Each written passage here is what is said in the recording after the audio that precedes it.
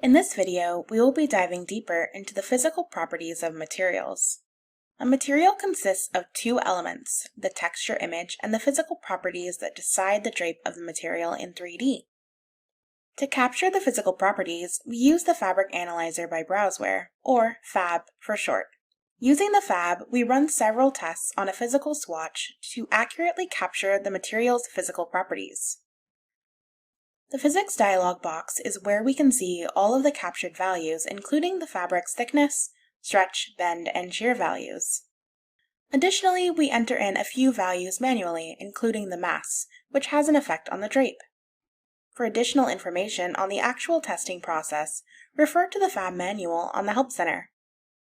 We will be editing individual parameters in the physics dialog box to help visualize how each testing result can impact the final fabric drape. This is just for theoretical purposes. We always recommend using the FAB to acquire the testing results for accurate representation of the physical fabric.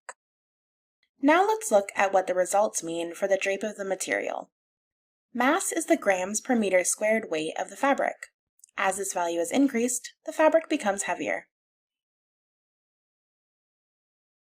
Friction determines the grip of the fabric to the avatar.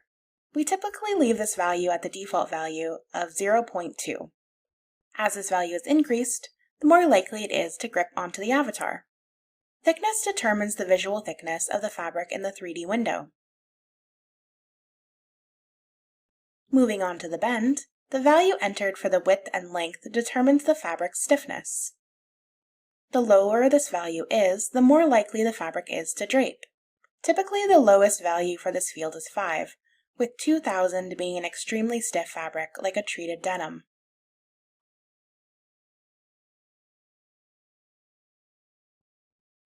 The next value is the stretch of the fabric. This determines the ability of the fabric to stretch. The lower this value is, the more willing the fabric is to stretch. To best illustrate the effect of the value, we'll use the 3D tension map. This tool shows us the effect or force needed to stretch the material, ranging from comfortably stretching in white to green to deep red, indicating we are approaching the breaking elongation. Here we see a low stretch value, such as a knit spandex fabric, versus a fabric with a high value like a cotton woven. Also related to the stretch is the stretch linearity, which determines the resistance variability of the fabric as it is stretched. Fabrics with a low value begin resisting sooner, whereas fabrics with a high value stretch further before they begin to resist. The last two values related to stretch are the shear and shear linearity. These values are identical to the stretch and stretch linearity, but they're related to the bias of the fabric. The next value is shrink. When this is selected, it determines the amount of shrink applied to the fabric. This can be used in examples where you know the pattern used will be shrunk post-wash. Next is the puffy firmness. This is related to creating a puffy fabric within the software. Specifically, this determines the density of the filling. Puffy effects are covered in a separate video. If you would like to learn more about puffy fabrics, refer to the Help Center.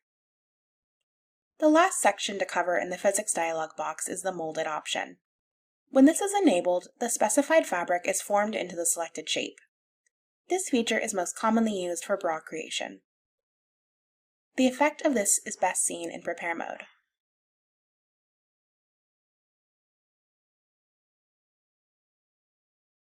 A reminder that we've adjusted individual parameters in the physics dialog box solely to help visualize how each testing result can impact the final fabric drape.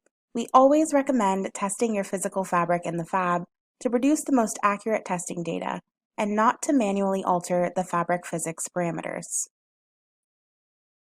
In this video, we've covered the basics of fabric physics. For more information, check out the Browseware Help Center.